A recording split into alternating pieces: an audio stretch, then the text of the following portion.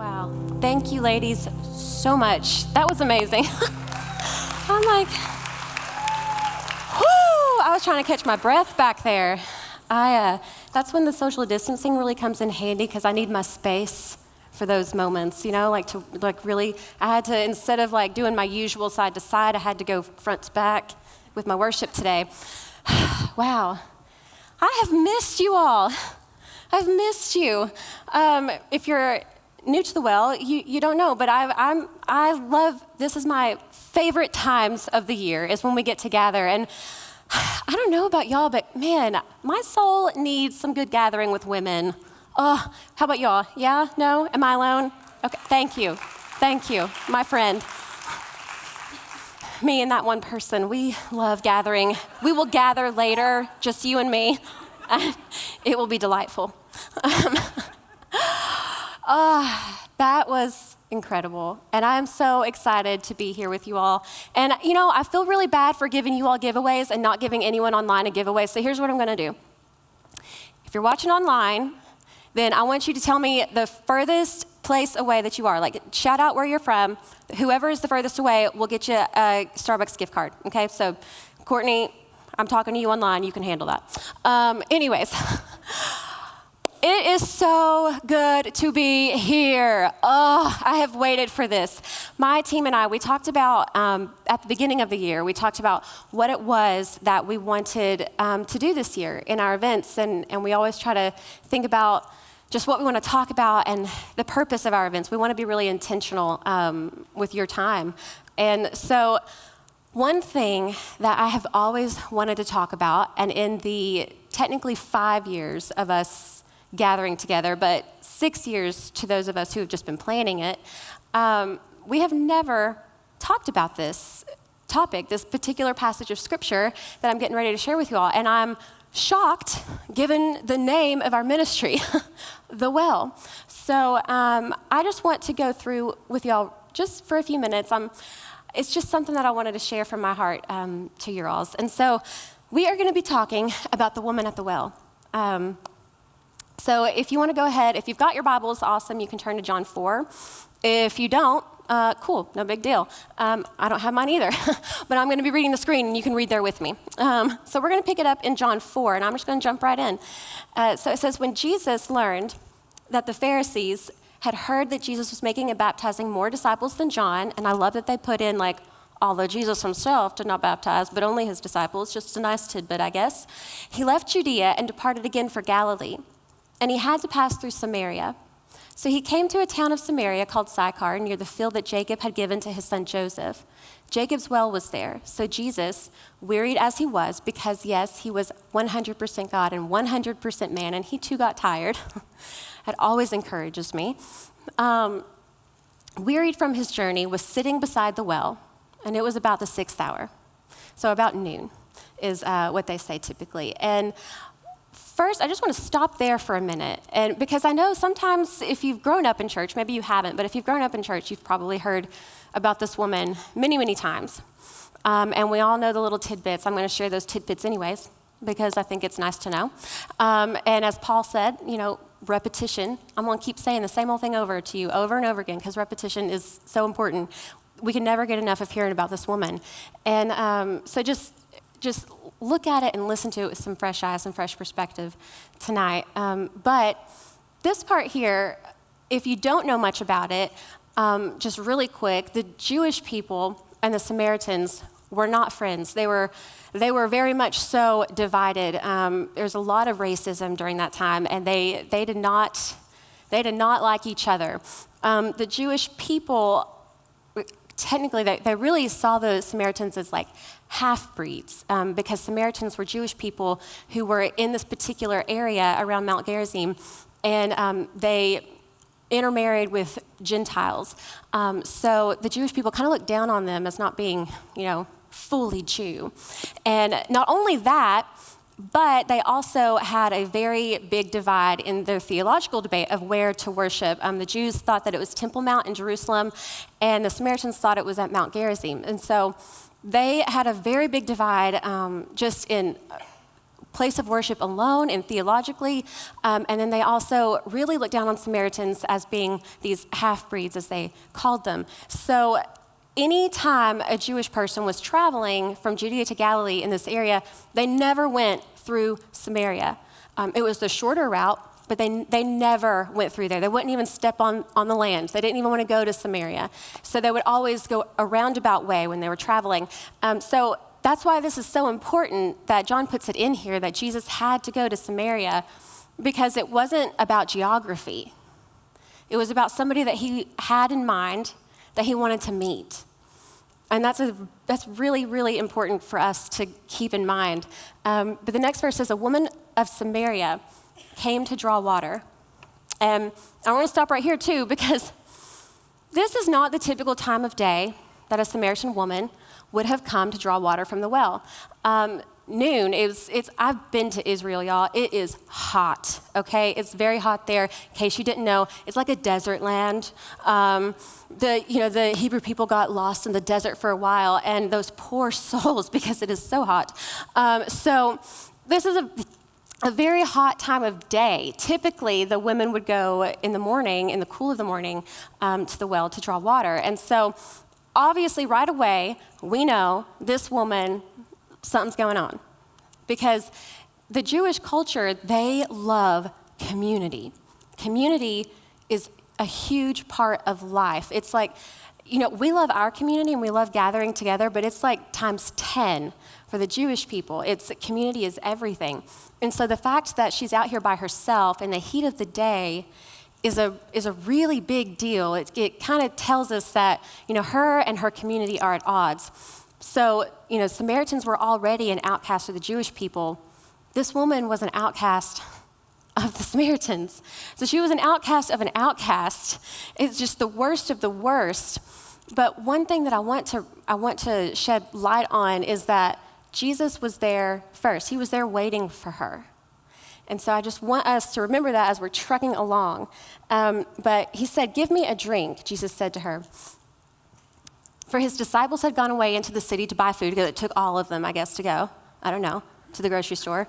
It's hard to pick out which bread. I don't know. Maybe a potty break. I don't know if I'm not going there. Anyways, so it took all of them to go. They probably know, because Jesus likes to be by himself sometimes, he was always that oh, Jesus off in the woods again, by himself, lonely places. So they probably just picked up on that vibe and let's all go and give him some quiet time. Probably because they were getting on his last nerve. But anyways, so they went to buy food. The Samaritan woman said to him, "How is it that you, a Jew, ask for a drink from me, a woman of Samaria? For Jews have no dealings with Samaritans." But not just that, but it's a woman. It's a woman that Jesus just talked to. And if you don't know much about that culture, Jewish men, they do not speak in public to women, period, unless it's their spouse or relative. It's taboo. They don't speak to them. So this is a huge deal. It's not just that she's a Samaritan. She's an outcast of the outcast. She's also a woman. And that is huge. And I think a lot of times too, some people, and sometimes it's gotten lost in the generations, that Jesus is this misogynistic person. No. Oh my goodness, no. He raised the dignity of women over and over again. And the fact that he would break this barrier and not even care. He didn't even flinch. But he spoke to this woman. Not only that, but he asked her for a drink from her water vessel. And for Samaritans and Jewish people, if a Jewish person even touched the vessel of a Samaritan, they were ceremonially unclean. So you can imagine why she is so surprised that he would even be talking to her, number one, but even ask to use the vessel that she was using. So just so many things. No wonder she was caught off guard. But after that, it says, Jesus answered, "If you knew the gift of God and who it is that is saying to you, 'Give me a drink,' you would have asked him, and he would have given you living water." The woman said to him, "Sir, you have nothing to draw water with, and the well is deep." I love that. I imagine her sassy, "You ain't got nothing? You ain't got no bucket?" Anyways, where did you get that living water? Are you greater than our father Jacob? He gave us the well and drank from it himself, as did his sons and his livestock. And I love the fact that he initiates the conversation, and this is actually the longest conversation recorded in the scriptures that Jesus has with anybody, and it's with this woman. And he initiates the conversation, but what I love is that she didn't have to say anything back. She went to the well that day because she didn't want to see anybody, and she didn't want to talk to anybody. And he spoke to her, and though she was confused, she's willing to enter the conversation. And I just love that, and I really love her sass and her boldness to even question it. A Jewish man, and she's getting sarcastic with him. It's just hilarious to me. But anyways, then he says, the next verse, 16, he says, "Go, call your husband." In a minute, there we go. Jesus said to her, "Go, call your husband and come here." The woman answered him, "I have no husband." And Jesus said to her, "You're right in saying, 'I have no husband.' For you've had 5 husbands, and the one you now have is not your husband. What you have said is true." And there's a couple of just really interesting things that, just a really quick tidbit, because I just find it so fascinating. In Jewish culture, when they were passing on these stories and telling their family members and their descendants about their stories, the well, typically in a story that they were told, was mentioned anytime there was a man and a woman at the well. It was typically they were finding their husband and wife. It was, if you notice, like Moses with his wife, that's where he met his wife at the well. Jacob, Isaac, they all met there. So when they're telling these stories, they're associating the well with marriage. And so I love that, the fact that he met this woman with no husband at the well. And another thing, though, is that obviously he is showing her that he is not just some random dude. He knows her. He knows her. He knows what she's done, where she's been, and he is still willing to enter a conversation with her. He knows her.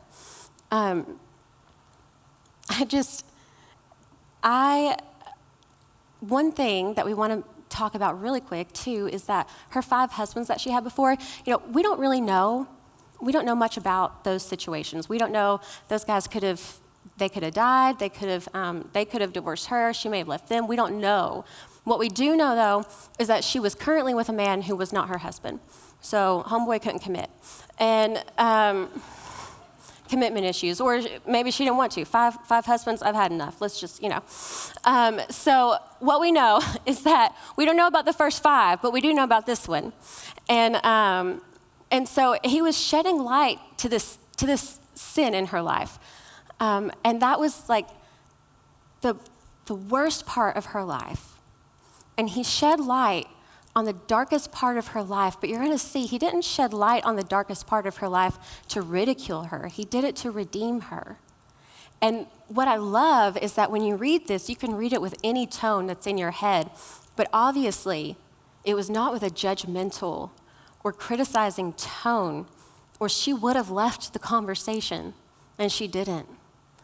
When people confront us with truth and they don't do it with grace and love, we typically shut them down and shut that conversation down, and we just exit the scene. But obviously, she didn't do that. So, when Jesus said this, it was not in a judgmental or criticizing tone. It was with love and grace when he shed light on this thing that she was obviously not proud of because she did not mention it. So that's just amazing. That he would come, and that's just something that a lot of us don't know how to do well, but man, he does it so well. But she said, "Sir," the woman replied, "I see that you are a prophet." She is perceptive. Obviously, this isn't just some regular dude. He knows all of my past stuff, so he must be a prophet. "Our fathers worshipped on this mountain, but you say that in Jerusalem is the place where people ought to worship." And can we just give this girl some credit here? She is an outcast of her society, and when she sees that this Jewish man who is talking to her is a prophet, she asks him the biggest theological question that divides their people. That is a big, big deal. She asked him the biggest question that she could have asked him. And I love that. I love that about her. Jesus told her, "Believe me, woman, the hour is coming when neither on this mountain nor in Jerusalem will you worship the Father. You worship what you do not know. We the Jews, worship what we know, for salvation is from the Jews. But the hour is coming and is now here when the true worshipers will worship the Father in spirit and truth. For the Father's seeking such people to worship him. God is spirit, and those who worship him must worship in spirit and truth." He answered her question. A rabbi, a Jewish man, a rabbi. Rabbi is a teacher. And during this time, rabbis did not teach women. And he gives her the answer to the biggest theological question that divides these people. And just a testament to what he thinks of you and what he thinks of women. Man, he restores so much dignity. In the Old Testament, they did teach women like the Torah, and you see judges and prophets and business women. But then when Jesus enters the scene, everything has shifted for women, and it has shifted downward because the Jewish people had been influenced by the Greek culture. And the Greek culture, if you don't know anything about it, they don't really value women. And so they had been influenced by this, and at this point they have said, we're not teaching women. Like, rabbis will not teach women. I read in one place where rabbis were like, we can't teach the women the Torah because it will just make them more promiscuous. I didn't know that. I never got that, but anyways. So that didn't happen for me, but I guess maybe somebody it did. So ruined it for us all. So they just didn't teach them the Torah. And so the fact that this Jewish man, this rabbi, is teaching this woman and answering the biggest theological question, that's a big, big, big deal. That is a huge deal. And he's telling her, it doesn't matter. Now is the time, now that I'm here, it doesn't matter where you worship because it's heart and mind. It's spirit and truth because God's a spirit, he's everywhere. And so it's heart and mind. It doesn't matter which mountain you worship on. And the woman said to him, I know that the Messiah is coming, he who is called Christ. When he comes, he will tell us all things. She had faith. She believed that the Messiah is Hebrew for anointed one, and Christ is Greek for anointed one. She knew that the Messiah was coming and that he would have answers. And in this next part, Jesus said to her, I who speak to you am he. I am he. This was the first person that he revealed himself to. He hadn't told anybody that he was the Messiah, the anointed one. He hadn't told his disciples. He didn't tell any of the religious leaders that he had had conversations with. He was just with a religious leader in John 3 and did not reveal this at all to him, but he revealed it to this woman.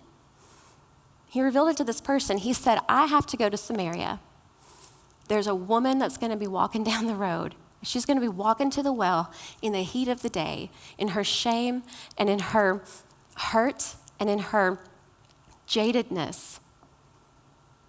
And I want her to be the first person that I reveal myself to. I choose that woman to be the first person that I reveal myself to. I mean, I'm speechless. Like, that is amazing. That speaks so much volume. That he would choose this woman, the outcast of the outcast, and a woman to boot, to be the first person that he tells that he is the Messiah.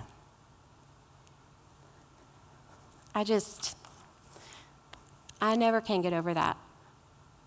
After that, just then his disciples came back, it says, and they marveled that he was talking to a woman. They could not believe it because this is scandalous, that Jesus was alone with a woman that ain't his relative and a Samaritan, an outcast of the outcasts, and he is talking to her. And they don't know what to say. No one said, they wanted to say, what do you seek? Or why are you talking with her? Like, they wanted to ask questions. They were confused, but they didn't say a word, probably because they didn't want to get in trouble with Jesus. You don't question what Jesus does, okay? So they knew this by now. So they didn't say anything, but they were amazed that he would even enter a conversation with her. And that was the last thing that Jesus said to her that we know of, that we have on record, is that he revealed himself to her. This next part, though, this is where I want to hang out with you all for a minute. So the woman left her water jar and went away into town and said to the people, "Come, come see a man who told me all that I ever did. Can this be the Christ?" They went out of the town and were coming to him. And I want you to just look at that verse one more time. Just look at it one more time. The woman left her water jar, went into town to the people who she was trying to avoid, and said, "Come see a man who told me all that I ever did." She was excited and exclaiming this. And I just want you to think about the woman who entered the scene at the well and this woman who left the scene at the well. I just want you to think about that transformation that happened. This was a very short interaction. It's the longest conversation that Jesus had with somebody, but it was a quick interaction from what we have seen, from what we can read. The woman who entered that scene, she was beaten down. She was beaten down. She was lonely in a culture where community is everything. And she goes by herself in the heat of the day to the well. She had to have been exhausted. She was rejected.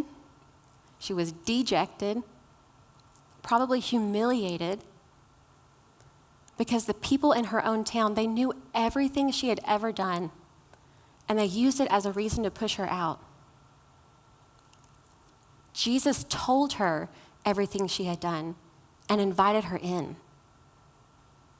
What a difference.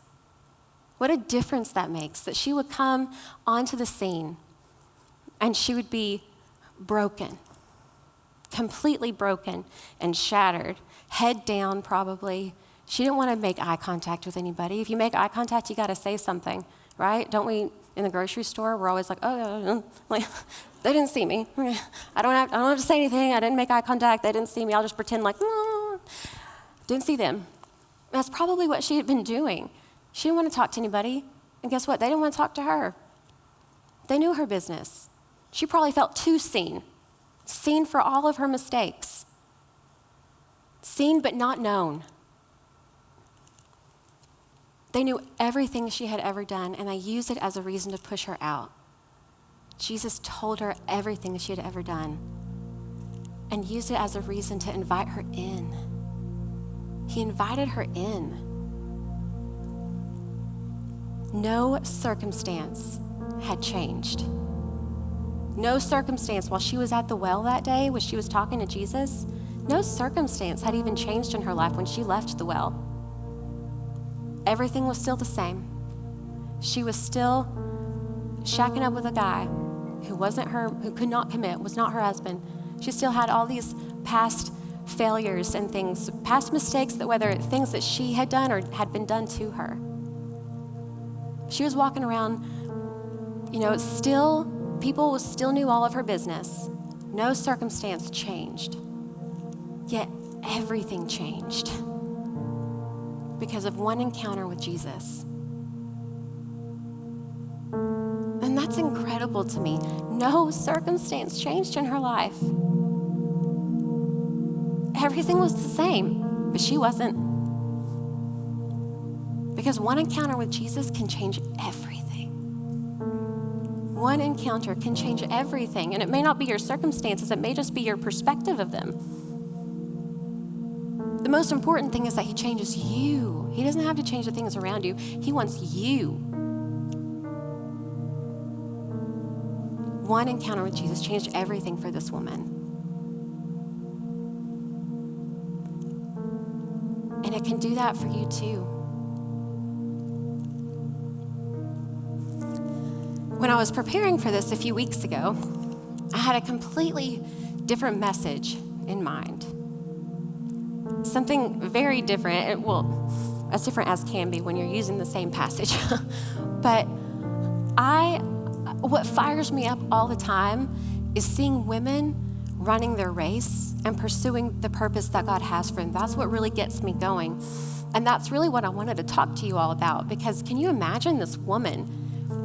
She came in dejected and she left, and she wasn't even the jadedness left her. There was no animosity.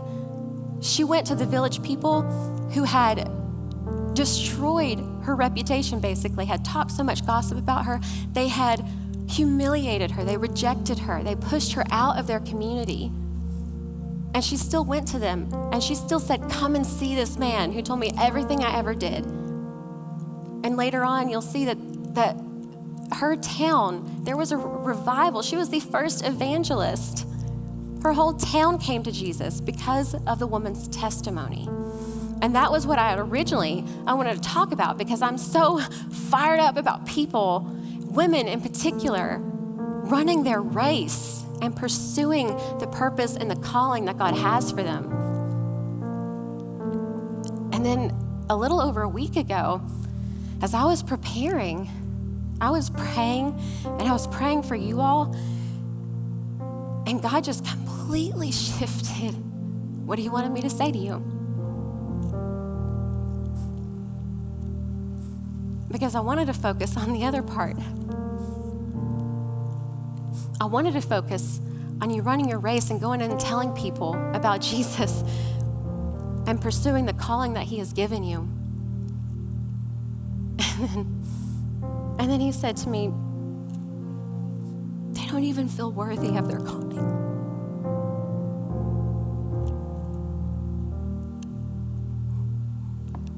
He said, Gabbi, it's not that they don't want to run their race. It's not that they don't want to. It's that they don't feel worthy to.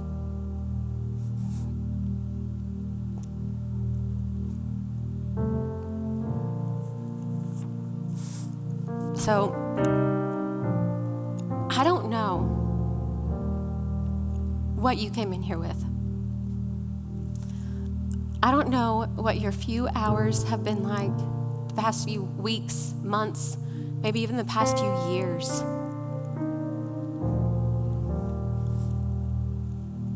But I want you to know that just like the woman at the well that day, you are worthy. You are worthy of the assignment that He has given you. Not because of anything that you have done, but because of how He sees you. You are worthy of that. Nothing that you have done, what you have done and has been done to you, does not discount your witness, diminish your worth, or dismiss your calling. Nothing that you have done or has been done to you can do that. You are who He says that you are, and nothing else matters. He sees you. He sees you in your rejection. He sees you crying at home. He sees you when you're insecure around that person or around that people group. He sees you trying to look for answers and look for love in all these different places. He sees you feeling humiliated. He sees you questioning Him. And He's still at the well there, showing up every day for you to meet Him there. Because He knows that if you would just meet Him there, one encounter with Him will change everything. One encounter with Him will change everything. He thinks so much of who you are.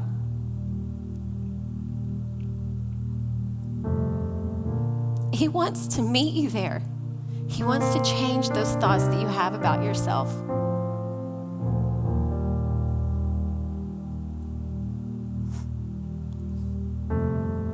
He wants to help shape your perspective of the situation that you're in.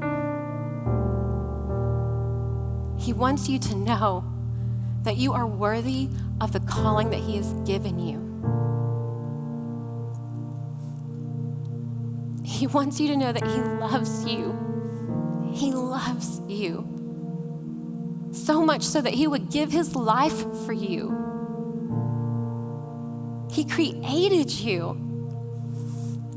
A friend of mine, she wrote an article in the Well Journal, actually, and if you pick up the newest copy, you'll see this, and I'm giving her credit for it. I'm not stealing it.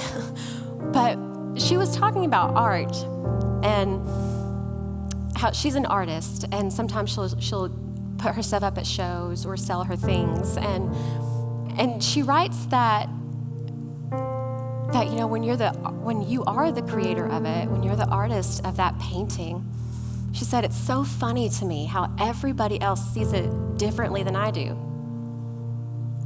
How she'll actually, at art shows, she'll ask them, she'll ask people what they see when they look at her painting, and it's always something different, and she always gets a kick out of that.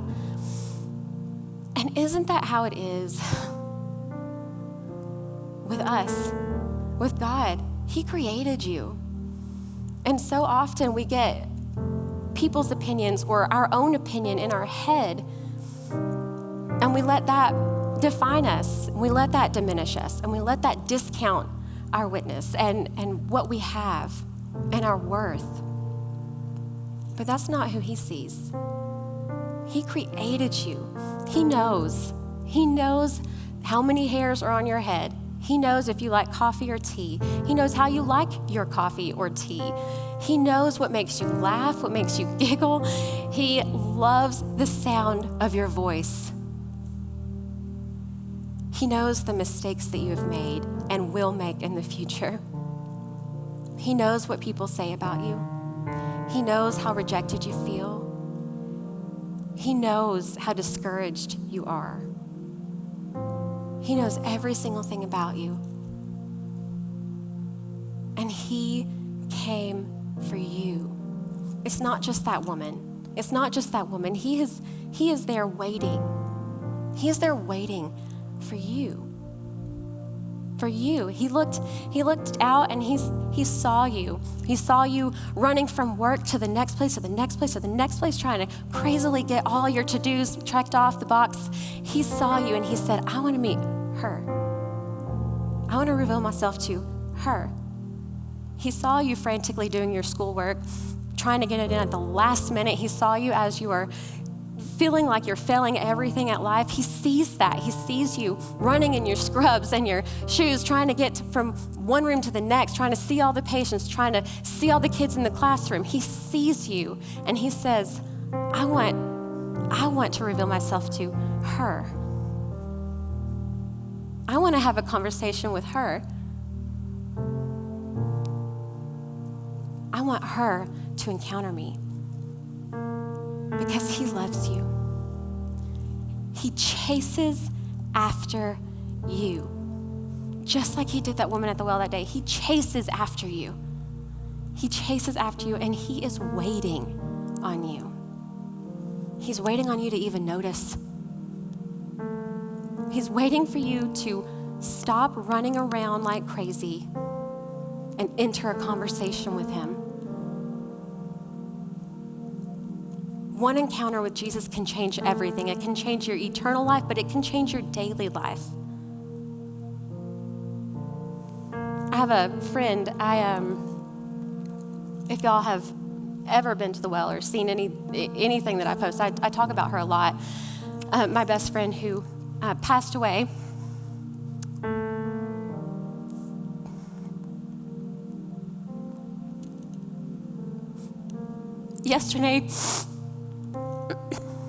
Yesterday makes 4 years that she's been gone.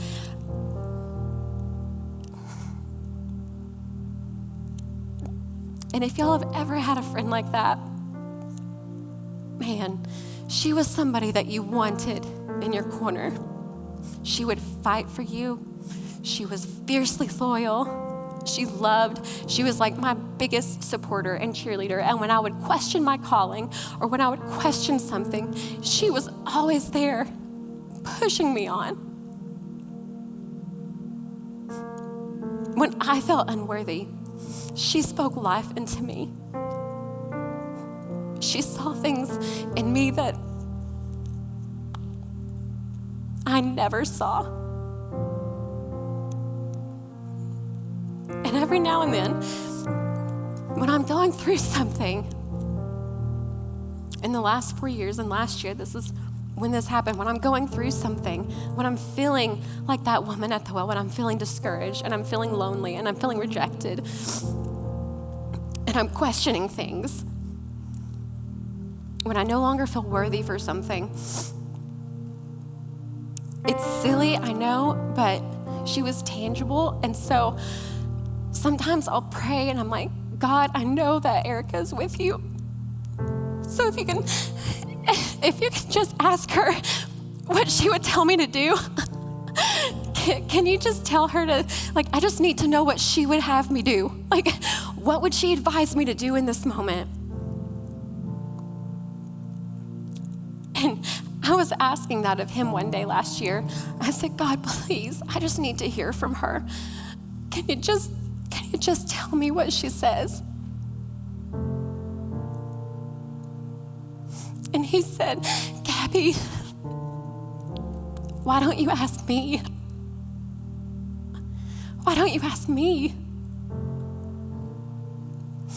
Because the love that I had from her, the support that I had from her, the friendship that I had from her, it's a mere shadow. It's a mere shadow of what he has. Whatever friends or support you have in your life, whatever love you feel from those people, it's a mere shadow of how he feels for you. He wants nothing more than to intersect your life. He wants you to know that you're worthy. He wants you to know that he loves you, that he chases after you, and that he is waiting on you. He's waiting on you. He's there. He showed up early. He watched you walk in here. He watched you walk into your room where you're watching online. He knew that you were going to be here. He knew you were going to be here tonight. He knew that you were going to be watching tonight. And he showed up early. He sat down and he is waiting on you. So the question is, will you meet him there? Will you meet him there? He's waiting. He is waiting, and he cannot wait to talk to you. He cannot wait to intersect your life. When we go to everybody else around us first and we always go to him last or not at all, he doesn't care. He's still waiting. He's waiting. Will you meet him there? Father, thank you so much.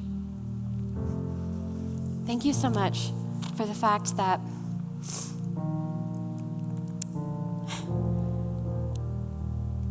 you just want us to encounter you. Thank you that just one simple encounter with you changes everything. It changes our life. It changes our day. It changes our perspective, and those circumstances don't change. We do. And that is freedom.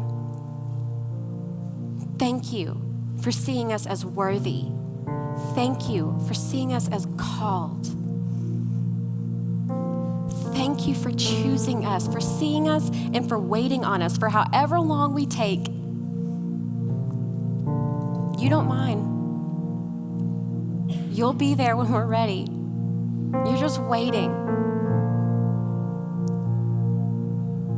Thank you for that, Father. And I pray that in this next few moments, as we hear this song, as we hear these lyrics, as we sit here and listen, I pray, Father, that you would encounter us tonight. I pray that you would speak individually to every single person watching or listening or here.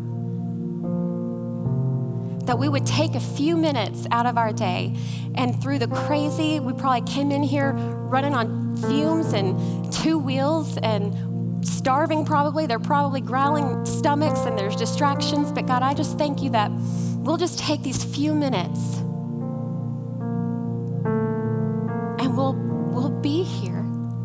that you're waiting for us. And thank you, Father, that we will listen and that we will respond and that we will enter that conversation with you, because one encounter with you, Father, changes everything.